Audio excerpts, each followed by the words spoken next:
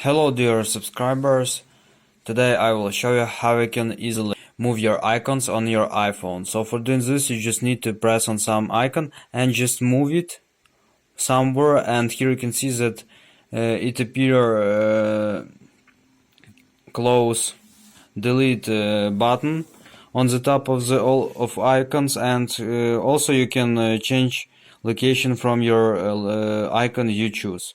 So for example, we want to put it here, so just or for example to the next screen, so just release your finger when you want to where you want to put it, and just click on home button after you do it, and it successfully